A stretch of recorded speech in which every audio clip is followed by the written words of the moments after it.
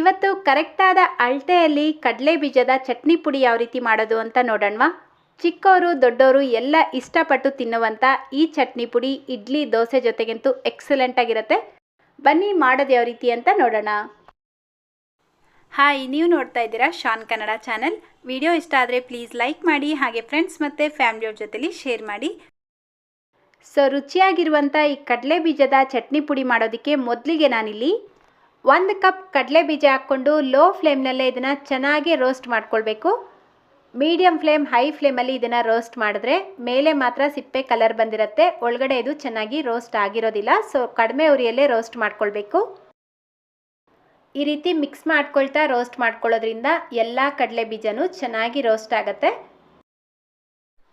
ನೋಡಿ, ಕಡಲೆ ಬೀಜದ ಮೇಲೆ ಈ ರೀತಿ ಬ್ಲ್ಯಾಕ್ ಸ್ಪಾಟ್ಸ್ ಬರೋಕ್ಕೆ ಶುರುವಾಗಿದೆ ಅಂದರೆ ಇದು ಚೆನ್ನಾಗಿ ರೋಸ್ಟ್ ಆಗಿದೆ ಅಂತ ಅರ್ಥ. ತುಂಬಾ ಸೀದಿಸ್ಕೊಳ್ಬಾರ್ದು.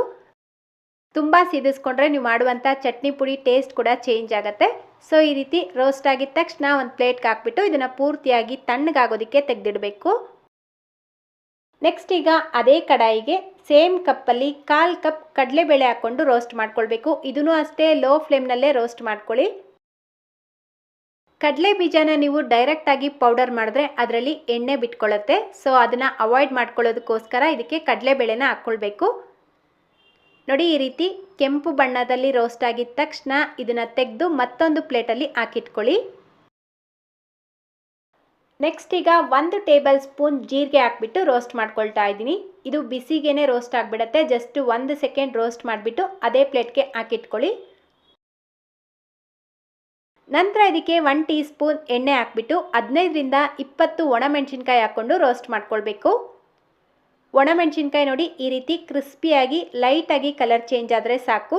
ಇದನ್ನು ಅದೇ ಪ್ಲೇಟ್ಗೆ ಹಾಕ್ಕೊಳ್ತಾ ಇದ್ದೀನಿ. ಸ್ವಲ್ಪ ಕರಿಬೇವಿನ ಎಲೆ ಹಾಕ್ಕೊಂಡು ರೋಸ್ಟ್ ಮಾಡ್ಕೊಳ್ಬೇಕು. ಇದನ್ನು ಅಷ್ಟೇ ಕ್ರಿಸ್ಪಿ ಆಗಬೇಕು. ಇದರ ಜೊತೆಗೇ ಸ್ವಲ್ಪ ಹುಣಸೆ ಹಣ್ಣು ಹಾಕ್ಕೊಂಡು ರೋಸ್ಟ್ ಮಾಡ್ಕೊಳ್ಳಿ. ಹುಣಸೆ ಹಣ್ಣಲ್ಲಿ ಸ್ವಲ್ಪ ನೀರಿನಂಶ ಇರುತ್ತೆ, ಸೊ ಅದಕ್ಕೋಸ್ಕರ ಅದನ್ನು ಫ್ರೈ ಮಾಡ್ಕೊಳ್ಬೇಕು.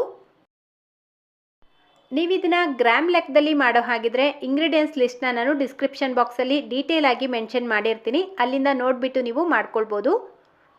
ಸೊ ನೋಡಿ, ಎಲ್ಲ ಪದಾರ್ಥಗಳನ್ನು ಈ ರೀತಿ ರೋಸ್ಟ್ ಮಾಡಿಬಿಟ್ಟು ಪೂರ್ತಿಯಾಗಿ ತಣ್ಣಗಾಗೋದಕ್ಕೆ ಬಿಟ್ಟು ನಂತರನೇ ನೀವು ಇದನ್ನು ಪೌಡರ್ ಮಾಡಬೇಕು.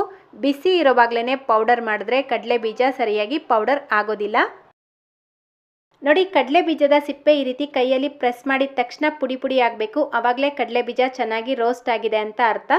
ನೀವು ಬೇಕಿದ್ರೆ ಕಡಲೆ ಬೀಜ ಸಿಪ್ಪೆ ಸಮೇತ ಮಾಡ್ಬೋದು, ಅಥವಾ ಈ ರೀತಿ ಸ್ವಲ್ಪ ಬೇಕಿದ್ದು ತೆಗೆದುಬಿಟ್ಟು ಮಾಡ್ಬೋದು. ನಾನಿಲ್ಲಿ ಪೂರ್ತಿಯಾಗಿ ತೆಗೆದಿಲ್ಲ, ಸ್ವಲ್ಪ ಮಾತ್ರ ತೆಗೆದುಬಿಟ್ಟು ಯೂಸ್ ಮಾಡ್ತಾ ಇದ್ದೀನಿ. ನೋಡಿ, ಎಲ್ಲ ಪದಾರ್ಥಗಳು ಪೂರ್ತಿಯಾಗಿ ತಣ್ಣಗಾಗಿದ ನಂತರ ಒಂದು ಮಿಕ್ಸರ್ ಜಾರ್ ತಗೊಂಡು ಮೊದಲು ನಾವು ಒಣಮೆಣಸಿನ್ಕಾಯಿ ಕಡಲೆಬೇಳೆ ಎಲ್ಲ ರೋಸ್ಟ್ ಮಾಡಿ ಇಟ್ಕೊಂಡಿದ್ವಿ ಅಲ್ವಾ, ಅದನ್ನು ಹಾಕ್ಕೊಳ್ಬೇಕು. ಈಗ ಒಂದು ಅರ್ಧ ಟೀ ಸ್ಪೂನ್ ಬೆಲ್ಲ ಹಾಕ್ಕೊಳ್ತಾ ಇದ್ದೀನಿ. ಬೆಲ್ಲ ಹಾಕ್ಕೊಳ್ಳೋದ್ರಿಂದ ಚಟ್ನಿ ಪುಡಿ ಟೇಸ್ಟ್ ಚೆನ್ನಾಗಿರುತ್ತೆ. ಅರ್ಧ ಟೀ ಸ್ಪೂನ್ ಉಪ್ಪು ಹಾಕ್ಬಿಟ್ಟು ಇದನ್ನು ಪೌಡರ್ ಮಾಡ್ಕೊಳ್ಳಿ. ನುಣ್ಣಗೆ ಪೌಡರ್ ಮಾಡ್ಕೊಳ್ಬೇಕು. ನೋಡಿ, ಈ ರೀತಿ ನುಣ್ಣಗೆ ಪೌಡರ್ ಮಾಡಿಕೊಂಡು ಈಗ ಕಡಲೆ ಬೀಜನ ಹಾಕ್ಕೊಳ್ತಾ ಇದ್ದೀನಿ. ಇದರ ಜೊತೆಗೇ 1 ಗಡ್ಡೆ ಬೆಳ್ಳುಳ್ಳಿ ಹಾಕ್ಕೊಳ್ಬೇಕು. ಅಂದರೆ ಒಂದು 15ರಿಂದ 20 ಎಸಳು ಬೆಳ್ಳುಳ್ಳಿ ಹಾಕ್ಕೊಂಡು ಇವಾಗ ಇದನ್ನು ಪಲ್ಸ್ ಮೋಡಲ್ಲಿ ರುಬ್ಕೊಳ್ಬೇಕು. ಅಂದರೆ ಆನ್ ಆಫ್ ಮಾಡ್ಕೊಳ್ತಾ ರುಬ್ಕೊಳ್ಳಿ. ಆವಾಗ ಇದು ಚೆನ್ನಾಗಿ ಪೌಡರ್ ಆಗುತ್ತೆ. ಅವಾಗವಾಗ ಈ ರೀತಿ ಲಿಡ್ ಓಪನ್ ಮಾಡಿ 1 ಸ್ಪೂನ್ ತೊಗೊಂಡು ಮಿಕ್ಸ್ ಮಾಡ್ಕೊಳ್ತಾ ಪಲ್ಸ್ ಮೋಡಲ್ಲೇ ರುಬ್ಕೊಳ್ಬೇಕು. ಆವಾಗಲೇ ಇದು ಪೌಡರ್ ಆಗೋದು. ಇಲ್ಲ ಅಂದರೆ ಕಡಲೆ ಬೀಜದಲ್ಲಿ ಎಣ್ಣೆ ಬಿಟ್ಕೊಂಡು ಇದು ಮುದ್ದೆ ಥರ ಆಗಿಬಿಡುತ್ತೆ, ಪೌಡರ್ ಆಗೋದಿಲ್ಲ. ಸೊ ಇದನ್ನು ನೆನಪಲ್ಲಿ ಇಟ್ಕೊಳ್ಳಿ. ಸೊ ಇದನ್ನು ಯಾವುದೇ ಕಾರಣಕ್ಕೂ ಹೈ ಸ್ಪೀಡಲ್ಲಿ ಪೌಡರ್ ಮಾಡ್ಕೊಳ್ಬಾರ್ದು. ನೋಡಿ ಎಷ್ಟು ಚೆನ್ನಾಗಿ ಪೌಡರ್ ರೆಡಿಯಾಗಿದೆ ಅಂತ.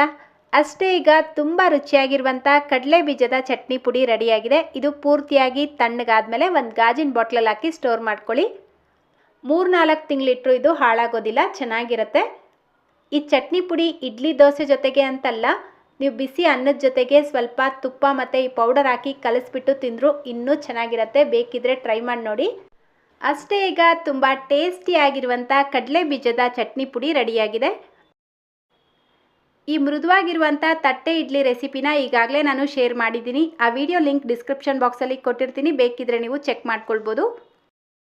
ಇದೇ ರೀತಿ ನಾನು ಖುಷ್ಬು ಇಡ್ಲಿ, ಮಲ್ಗೆ ಇಡ್ಲಿ ಎಲ್ಲ ಯಾವ ರೀತಿ ಮಾಡೋದು ಅಂತ ಈಗಾಗಲೇ ವಿಡಿಯೋಗಳನ್ನು ಶೇರ್ ಮಾಡಿದ್ದೀನಿ. ಆ ಎಲ್ಲ ವಿಡಿಯೋಗಳ ಲಿಂಕ್ ನಾನು ಡಿಸ್ಕ್ರಿಪ್ಷನ್ ಬಾಕ್ಸಲ್ಲೇ ಕೊಟ್ಟಿರ್ತೀನಿ.